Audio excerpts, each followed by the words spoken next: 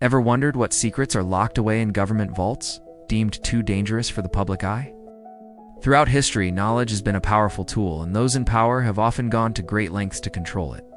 Today, we're pulling back the curtain on the history of forbidden knowledge, exploring secrets governments still try to bury. Get ready, because what you're about to hear might change the way you see the world. Let's start with one of the most famous examples, the Library of Alexandria. Imagine a place that held the accumulated wisdom of the ancient world, from mathematics and astronomy to philosophy and literature. Its destruction wasn't a single event, but a slow decline. A series of fires and conflicts that scattered and destroyed countless irreplaceable texts. We lost centuries of scientific progress and historical records. What marvels did we lose? What medical cures or technological blueprints vanished in the flames? We can only speculate, but it serves as a powerful reminder of how easily knowledge can be erased, whether by accident or by design. Fast forward to the Renaissance, a time of great intellectual awakening. Figures like Galileo Galilei challenged the established dogma of the church and state. His astronomical observations, proving the Earth revolved around the sun, were deemed heretical. He was placed under house arrest for the rest of his life, his work suppressed. Why? Because his discovery threatened the very foundation of power, which was built on a specific, unchangeable worldview.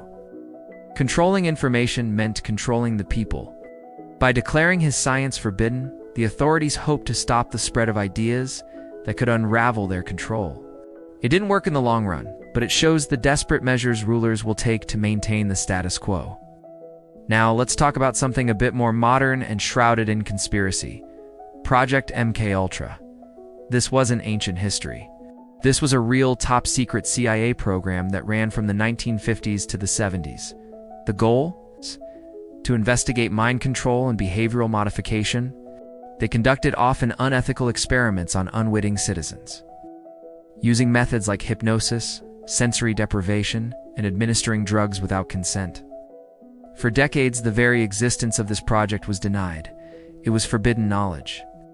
It wasn't until a congressional investigation in the mid-70s that the truth began to surface.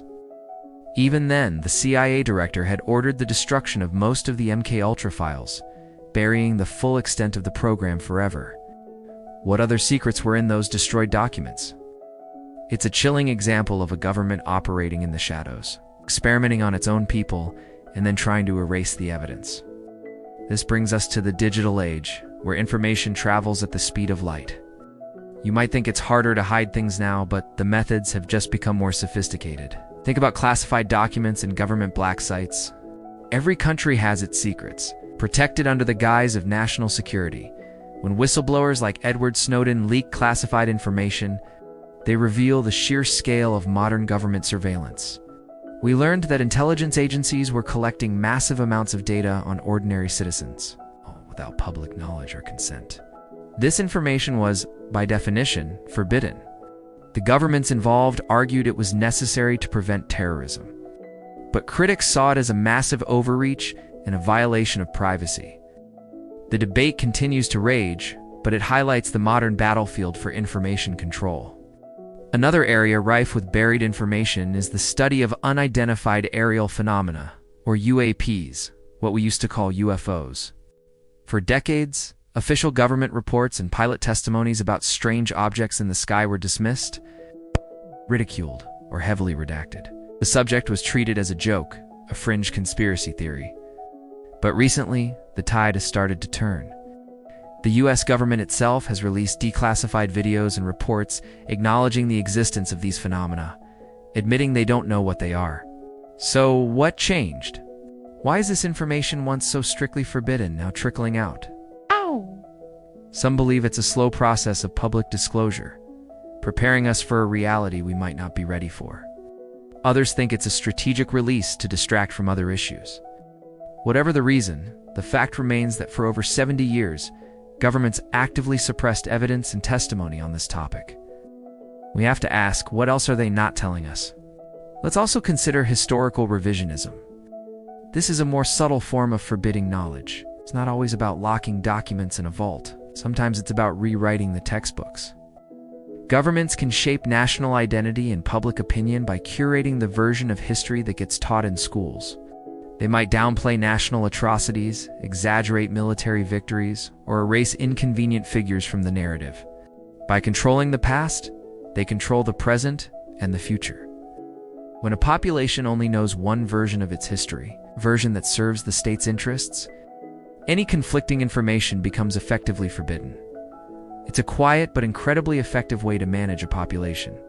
Even in the world of science, information can be suppressed. Imagine a breakthrough in clean energy technology that could make fossil fuels obsolete.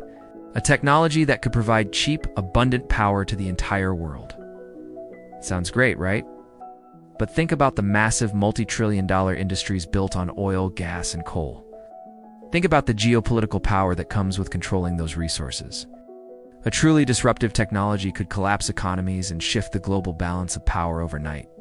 Is it so hard to believe that such discoveries might be bought up and buried by powerful corporations or governments with vested interests in maintaining the current system? There are countless stories of inventors with revolutionary ideas who were silenced or had their work confiscated, in the name of economic or national security.